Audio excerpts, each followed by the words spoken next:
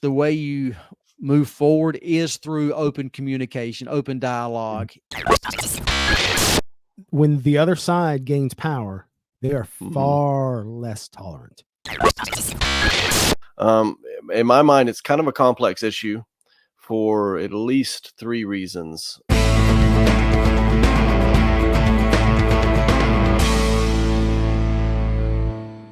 Welcome back, everybody, to Linger Longer. The Linger Longer? Linger Longer, yep. Somebody said that we needed to have some food with this Linger Longer. They said, where's the food at? So just kind of continuing with what you were talking about, Kenny. So this was put out, Greg Matsen's community on YouTube. Yep. Quick Media. Spiral of Silence here has a quote: "Silence in the face of evil is itself evil. God will not hold us guiltless. Not to speak is to speak. Not to act is to act." Dietrich, how do you say that? Bonhoeffer. Bonhoeffer, yeah.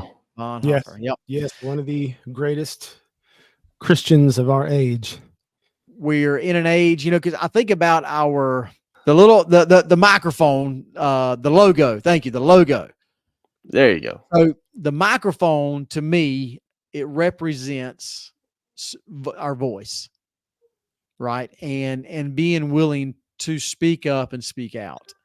And I wish I had it on me. There's a scripture reference in Doctrine and Covenants that talks about opening your mouth, and that's specifically referencing, sharing the gospel. But kind of like Kenny's talking about, we are long past a time where we have to be willing to speak up and speak out, to hold the line, so to speak, on different issues, that we have in society right now, and so.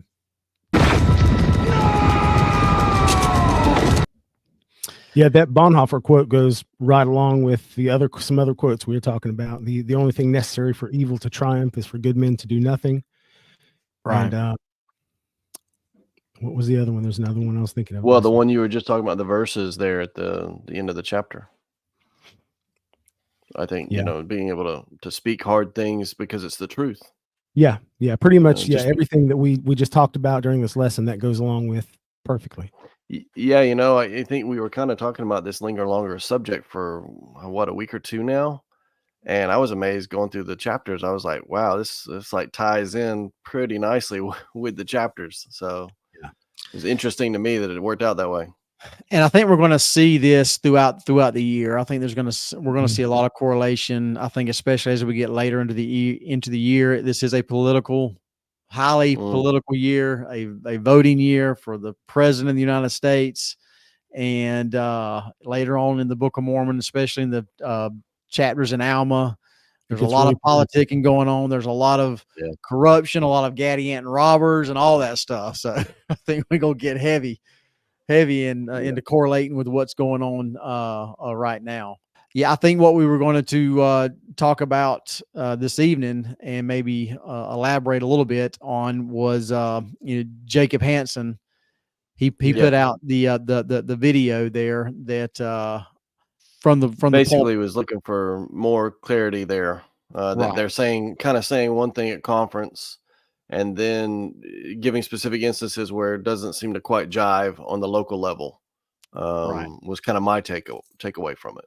Right. Yeah. A lot of activism. Like from conference, it was very much family proclamation, gender is important, premortal, mortal, postmortal life.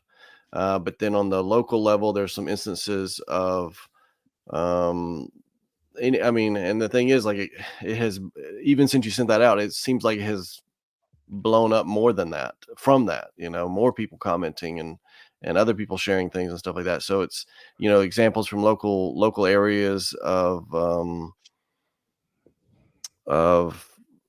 people being introduced at the BYU speaking event as introducing themselves as queer to the audience, and and they were introduced by the Relief Society presidency, somebody in the Relief Society presidency. I think that was from a couple of years ago, though. But still, Right. I mean, that's the It's thing. We're crazy. looking Yeah. for some clarity there, and then even more recently, some examples of same-sex married people having assignments, not necessarily callings, but assignments and award, like activities committee assignment type of thing. And then it was him. He put on there, I think, the bishop interviewing someone who was transgender who got baptized, and they claimed that they were listed as female, even though their birth sex was male. They claimed they were listed female on the church records. Yeah.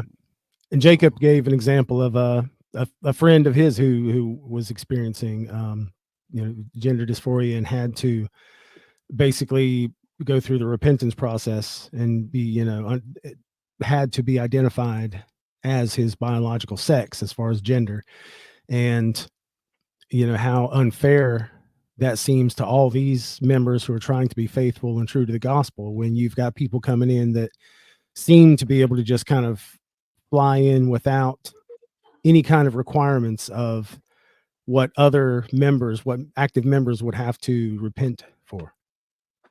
So there is a lot of confusion there. Yeah. Sure. And Greg Matsen gave an example. He offered some additional insights as well. And I would like to point out that both of them readily state that sustaining President Nelson, sustaining the Quorum of the 12, as we do as well.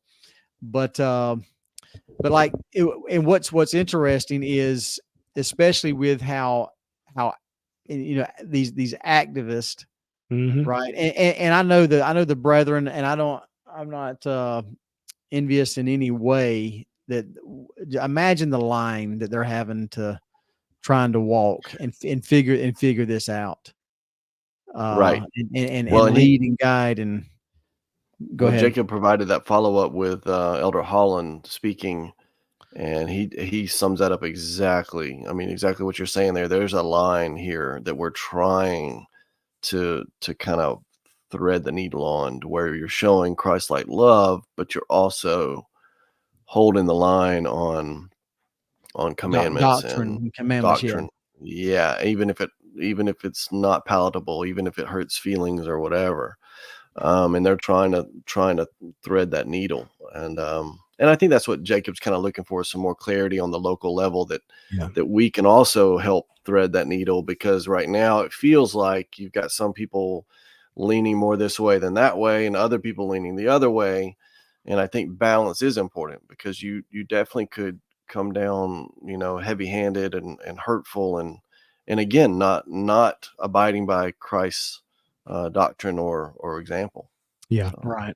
But I think, Jacob gets a lot of flack. I know there's a lot of people that come down pretty hard on him, and fortunately he's thick-skinned, and he can take it. We've had him on here a couple times, and he's talked about it. He's a lot tougher than I am as far as that goes. I don't think I could handle that level of just criticism. And even Greg Matsen as well, face a lot. But people like Greg Matsen, people like Jacob Hansen, and others, to me, they exemplify those verses that I read from 2 Nephi chapter 1. They exemplify what Nephi was speaking to his brothers. He was telling the truth. And Laman and Lemuel got angry, and they got offended, and they accused him of trying to dominate them and trying to, get authority, and accusing them of being angry. But Lehi had to correct them and say, no, that's not what they were doing. That's not what Nephi was doing, rather. Nephi was speaking the truth. Yeah. Go ahead.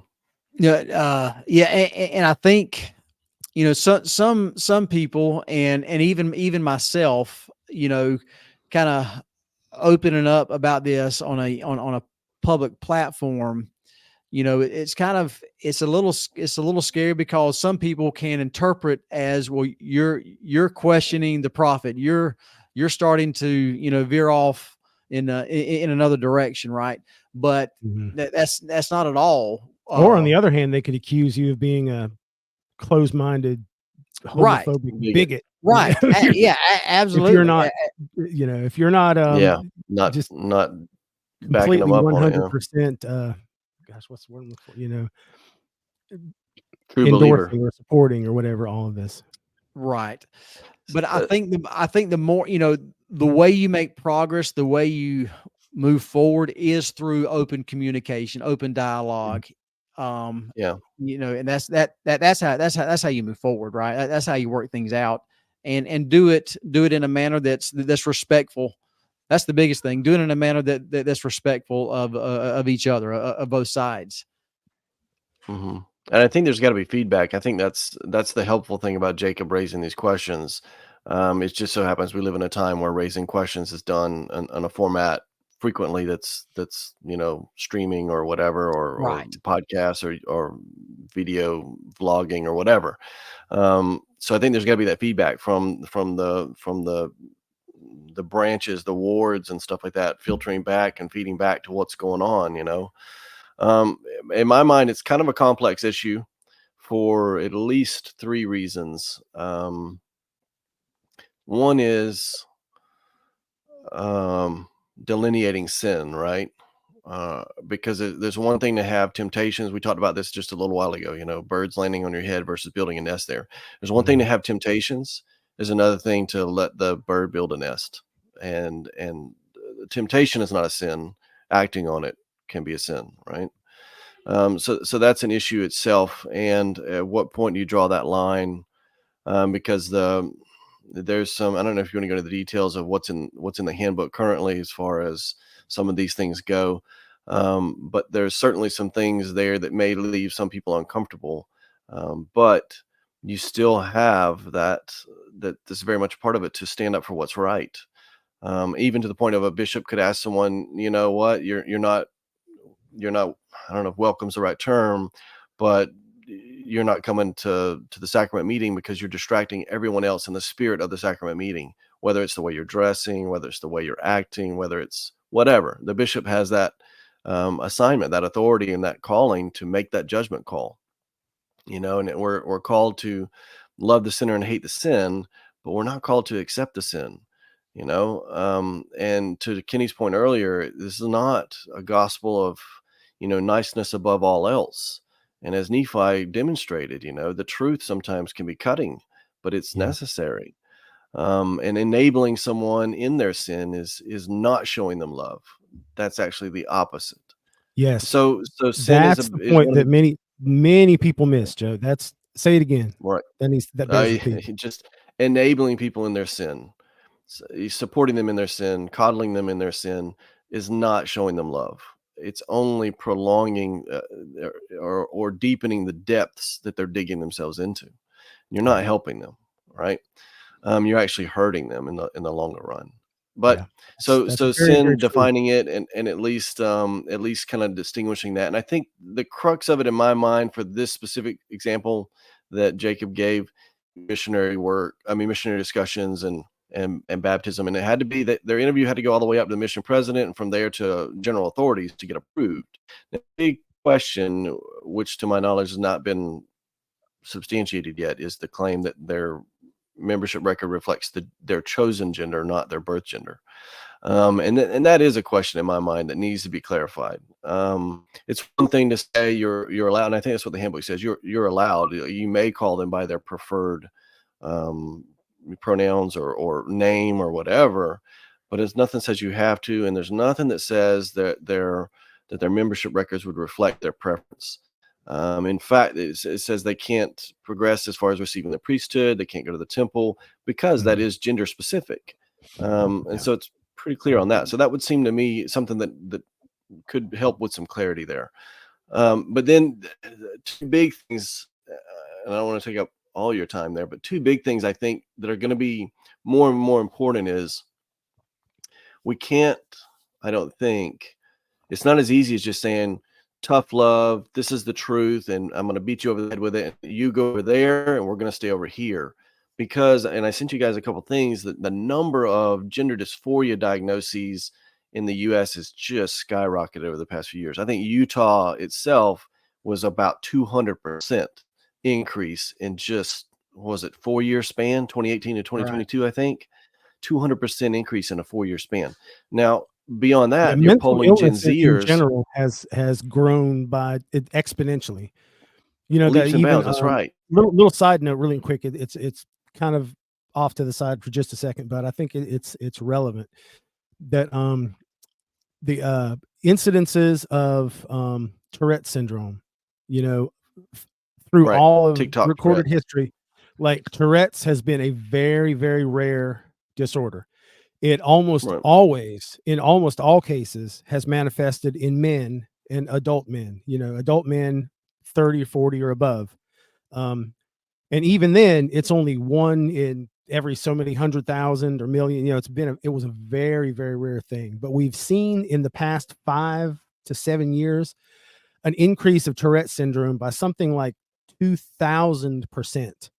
And not only has it been a 2,000% increase in the past few years, but the majority of those cases are in young adult or teenage girls, which through all of history was almost unheard of. You know, statistically zero. But so what's attributing, like, do those statistics include what's attributing to that TikTok? Well, that's where the debate comes in. Seriously. That's where, you know, a lot of people, you know, TikTok is one thing that I mean, it sounds silly, but a lot of people, I mean, there's serious, you know, psychologists who do blame TikTok and other similar social media platforms for causing mental illnesses in youth and young adults.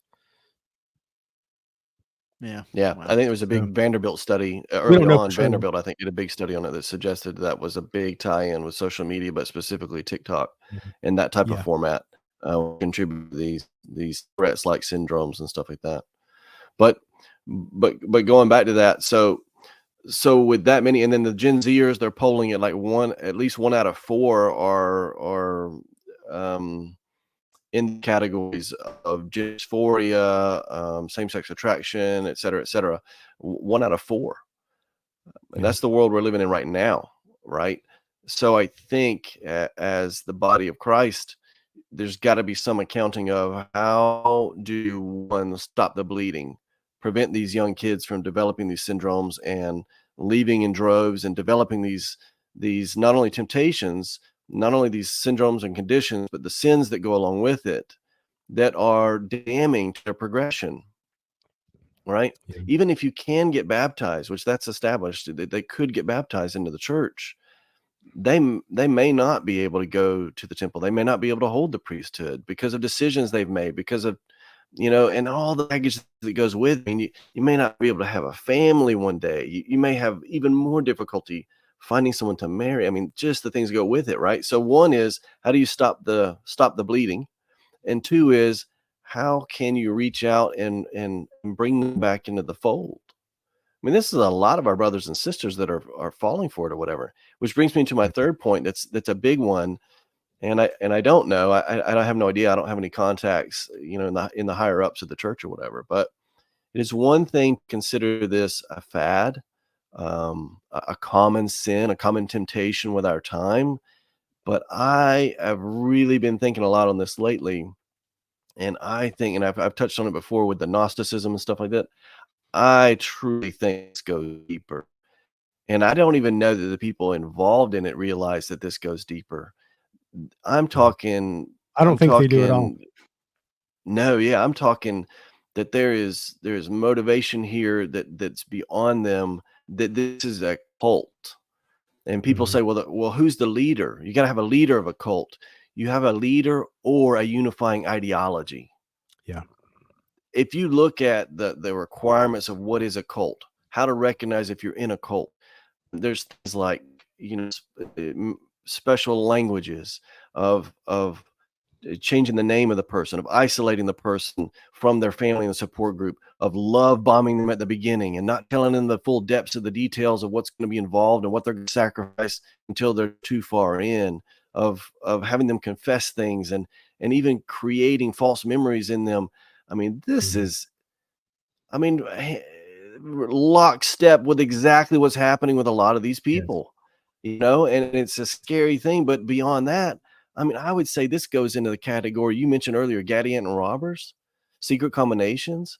To me, the similarities here and how they operate just goes, for me, lockstep with some of the greatest, most horrible groups in history, with these Marxist ideologies, with these Gnostic cults and Hermetic cults that literally hundreds of millions of people die because they get pulled into it. On smaller levels, you got things like, you know, the Branch Davidians, you've got the, who was the people with Jim Jones down in Guyana or whatever, or is that? No, not Guyana. Down there, you know what I mean, though. But I can't remember that. But yeah, Jim, you just say Jim Jones, and everybody knows what you're talking about. Yeah, Jim Jones, and everybody's like, "Oh yeah, that guy, the Kool-Aid, right?" But it's the same kind of thing, and you get pulled in, and then it just ends up tragic and costing, and so many of the people. And there's the Moonies, you know, is a good example there. Stephen Hassan is a guy who was pulled into the Moonie thing, and he speaks commonly. He's written books about it and stuff like that. Matter of fact, he did a PhD dissertation on identifying if you're in a cult, and man, I just think that's what we're dealing with. And the problem is, you go back to the vacuum salesman. These salesmen are pitching their cult or whatever. They're not looking for, on the first interaction, they're not looking for a sale. Their first goal is neutral ground. Their first goal is foot in the door. Allow me to keep talking is their first goal. If I call you on the phone, you say, "No, thanks. My goal is not for you to say, actually, yeah, my goal is for you to just stay on the phone a little bit longer." Right. And to me, that's the real danger here. It's enabling to the point where you're allowing it to spread. Right. And even things like, you think you're showing support by wearing a flag on your collar or lapel, and you're not even realizing that's the shoe in the door. So then the next thing that goes is allow you to wear clothes from the other gender. And you think, "Oh, I'm just showing them love and acceptance," but you're allowing that now the whole leg is in the door. You said, "Well, now I'm allowing, you know, I'm okay with calling them their preferred pronoun, and I'm okay with, you know, them using the other restroom, and I'm okay with them attending Relief Society or priesthood," even though the door is now wide open now. And before you know it, you've ceded so much ground that you've really lost the big picture there. And I mean, that's exactly how the Nephites' whole civilization collapses, these secret combinations and stuff. Yeah, that's the great and abominable church.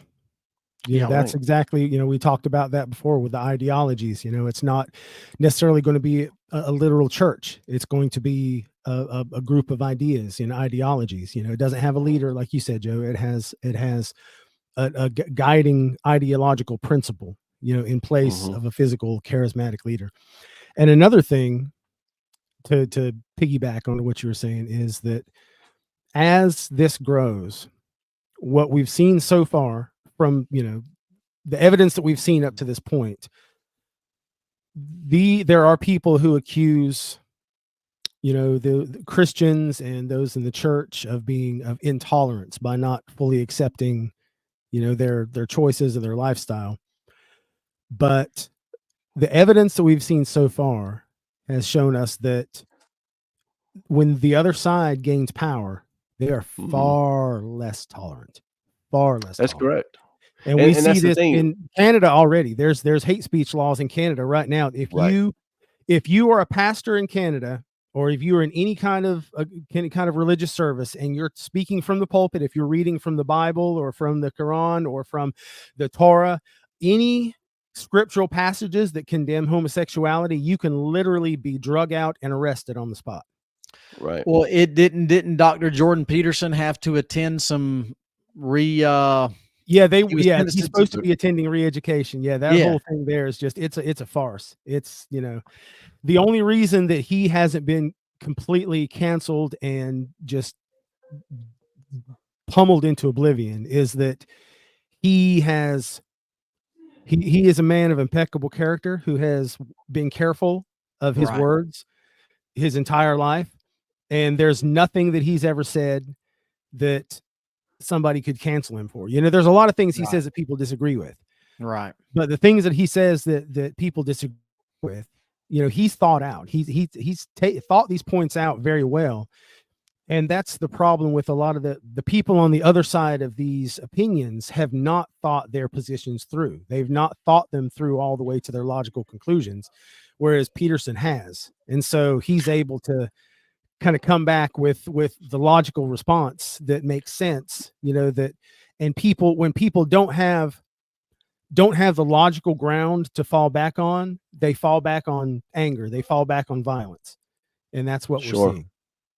Well, and you'll also see with cults and cult ideologies and stuff like that, that part of that process is one, you're love bombing these people, and oftentimes it's kids, and it's oftentimes, that's the key thing too, is that's when people are very susceptible, is when their life is in upheaval, right?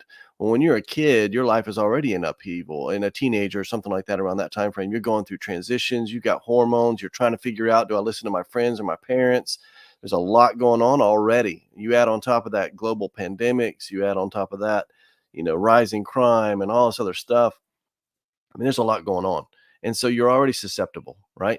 Well, then part of that process is pulling you away from your support group and building into you a mentality of us versus them, meaning everything's existential. These people are evil and they're trying to people. And then you can't listen to reason. You can't listen to logic. Kenny mentioned that, but a lot of times these people, when they're in the cult, you can't tell them facts. You can't tell them, you can't fact way out. They don't hear that. You're just one of the evil ones trying to get me away from what's real. And what's worse than that is a lot of these have Gnostic foundations, which is that kind of knowledge base, and you're living in a fallen world. You're a spirit being trapped in a carceral prison body. And the only way to get through that is through these special gurus that can teach you things and all that. What the problem with that is, part of that whole process is you don't accept science. You don't accept reason. You don't accept any of that. And so it doesn't matter to them. Often things just don't make sense. It's completely antithetical. It doesn't check out, but they don't care. It doesn't matter to them, because that's not part of their process. That's not required of their cult. And so you using that on them, it doesn't work. So I tell you, like, two of the big things they say is, one, you gotta have some time out. You gotta be away from the bombardment of information. It's an echo chamber. All you're hearing is one side. You got to break that. You got to be out for a week, 2 weeks, whatever. The longer, the better. And then two, you got to have some return of logic without heavy facts, like essentially getting them to question, how did you ever get into this? And if you knew what you knew now, would you still have gotten into it? Because oftentimes you don't realize how far you've drifted. Like at the beach, you start off, here's the umbrella, but then you go with the waves for a while, and all of a sudden you're way down the beach line.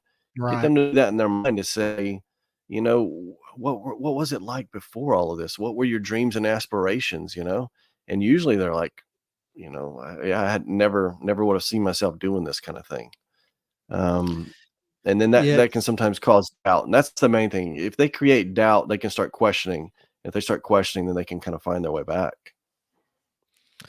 So Kenny's comments that he's made before, and then kind of again this evening, I take which he says that people don't have ideas have people. And then combined with what you're talking about this evening, with the ideology being the cult, right? And meshing those two together, because 9 times out of 10, most people don't realize they are part of a cult, right? And so that's really what's happening, is these ideas are grabbing hold of these individuals and infecting them. And maybe that's I don't know. I don't think it's a bad use of words, but it literally infecting them and grabbing hold and sucking them in. And now they are part of this cult, and they don't even realize it. And they're making these changes, they don't even know why. It's just because. A lot of it, the power of language, the power of redefining words. That's something that has been done on in the areas that we're discussing now. This came from academia, and where people have redefined words. And see, the people in power redefine the words before 99% of the population knows that the meanings of the words have changed. And so they're easy to kind of catch you off guard. And even the word cult, the word cult is at this point one of the most misunderstood words. It's like there are like some evangelical fundamentalists who say everybody's in a cult. If you don't believe exactly as they do, you're in a cult. They say we're in a cult. They say Catholics are in a cult. They say everybody, if you don't believe exactly to the letter as they do, then you're in a cult. And that kind of waters down the word. It makes it meaningless. At that point, what is a cult means? Well, yeah, whatever. I'm in a cult. The word cult means nothing at that point. Well, that is a challenge and that's what I see the more you look into this. So if you really get into it, well, and that's kind of the basis of the third branch of my concerns is, one, if we're treating this like a sin thing, just like a fad that people are falling into, it's just like another bad choice or something like that. I think that's a mistake. I think this is deeper than that. I think it's bigger than that. I think it's essentially like the Gnostic Christian cults of the past, and in the 3rd, 4th centuries AD, they just started blending in and metastasizing inside the body of Christ, to where at some point they're like, well, who's in the cult and who's not? And then the Knights Templar were called in. They're like, I don't know, no one can tell. Like that's serious when you can't tell who is and who isn't, and they're in the same building and they're worshiping in the same pews. That's significant, And then, I mean, you look back, retrospectively, before that, the Hermeticism and stuff, I think was 1 or 2 centuries BC. And those both played heavily. I mean, Hermeticism played heavily in Hegel's ideas. And then Karl Marx heavily borrowed Hegel's ideas to be the action steps to bring about his Gnostic ideas. Now, he chose the vehicle of economics to kind of be his kind of his pathway to achieve his goals. And you see the disaster it created over there. And then you see the same similar ideas with the Nazis, and things like that. You see the same ideas over in communist China. It's the same old song. And it would be a mistake to think it's just, people going through this fad or whatever and making sinful, erroneous choices. I think they're getting pulled into something that's way bigger and deeper than they think. I think they think it's innocuous, and I think that it preys on, and this is to Kenny's point, that people say, oh, this is a cult, that's a cult, we're a cult, whatever. It preys on the similarities, because if you hear these Gnostic ideas, you go, well, I can see where they got that from. It's similar. It's like an echo of truth. It's a shadow of truth. And then you say, well, I can see where they get pulled into that, but and they get it way off over here though. And typically it comes down to, how do you get there? Jesus is the way, the truth, and the light, right? But in these Gnostic Hermetic things, you're the way. It's all narcissism. You get there yourself with the group help. And it's a weird thing, because on the one hand, they say you self-improvement, self-transformation.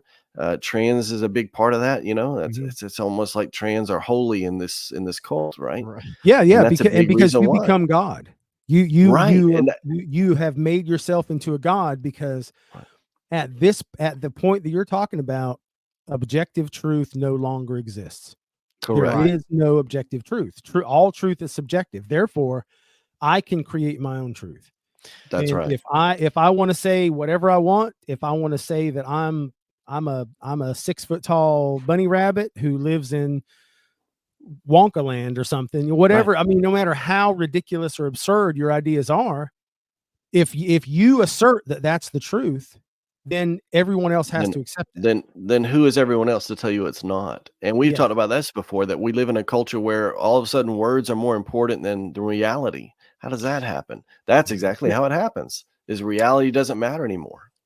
That, and one of the examples that Jacob Hansen gave was an interview on Bishop Ostler's podcast with the individual that was baptized and transgender. But he says that I know that I don't have to be one thing, right? I can be whoever I need to be in the different situations. That's exactly what he says. Right. And so if anybody's interested in finding out more about this kind of this tie-in or suggestion that this could be a cult, a large cult or whatever, there's a fellow named James Lindsay, who's a PhD, I want to say mathematician or whatever. He does a lot of digging into critical theories and Gnosticism and the tie-in to a lot of these movements today. And he makes that case. So, I mean, you figure it out for yourself if you buy into it or not, but I think he makes some pretty strong points. And I tell you, I mean, you're looking back in history and you're seeing how so many people get pulled into this, and they've done it in the past. And to think that we're immune to it now, that we wouldn't fall for that. We're too advanced. We're too smart. I think that's a mistake too. Oh, yeah. There's a significant portion of the population today who believe that the earth is a flat disc flying through space. It's like, that's the most absurd thing imaginable. That's like, I mean, that's no different than the ideas on the other extreme, as far as like, gender ideology. It's an absolutely ridiculously absurd ideas that there's mountains and mountains of evidence-based data to disprove it, but they choose not to see. That's right. And I say this too, and I think this is a key point. You remember in Revelation, we're talking about the beast and it having multiple heads and things like that. I think Satan is pretty slick, to the point where you go, aha, I figured it out. This thing is a cult. And so I'm going to avoid that thing. I'm going to jump over here with these guys, and lo and behold, it's a cult too. Another I'm going to jump over with this cult of politicians and fight that cult right there. I love that point you made, Joe, when you were talking about that, the beast in the book of Revelation. That hit me hard, because it makes sense. That's exactly that's how Satan operates. It's not going to be just one thing. It's a beast with many heads. Yeah, and we can avoid one of the heads. We can even attack. We can even kill one of the heads, but the other heads are still there. Right. And I'm telling you, I feel like this thing is a deep one. And I don't know. It's a tough balance. I really felt when Elder Hall was saying that, that you really got to ride this balance, because you can't just say you're a cult member, get out of here. These are brothers and sisters, and it is affecting a lot of people.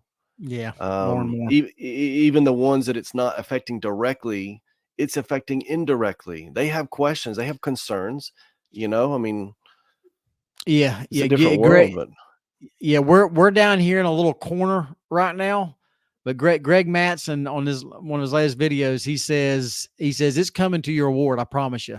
He said, sooner or later, this is coming to your ward, no matter where you live. So get ready for it. Yeah. And I mean, and that's what I keep doing. And, I think about, I hear these different things, I read these different comments, and I go, whew, like, how do you prepare yourself? What are you going to say? How are you going to act? What are you going to do? And I mean, I don't know that you got a good answer. You don't have, theoretical revelation, right? You got to kind of deal with things as they come. But I think it's good to have a good, strong foundation, doctrinal foundation. And I think for me, especially like this most recent conference and stuff, there's a big emphasis on the family proclamation. And I think that's a starting point. Like, do you believe that or not? And I think with all these conversations and stuff, it's a good starting point. Do you believe that or not? And if you don't, then I don't know that we got much to talk about. Yeah. You know, like, I Because love the you. family proclamation it's not just policy. There's some that view it as policy that can be changed, but that's an Right. official proclamation. Yeah, and Which they were means really it's hitting on essentially that been this last canonized by the conference. church. Like the official Correct. proclamations, And they were hitting hard on that. Yeah, we in the church essentially regard those. And there's been, well, what hasn't there only been two? There's been the Living Christ and the Family Proclamation. That those, when the the official proclamations are to members of the Church of Jesus Christ of Latter-day Saints, essentially Scripture, equal with the Bible, the Book of Mormon, and everything else. So if you do not accept the Family Proclamation, then you reject the foundation of everything that the church is built on. Yeah.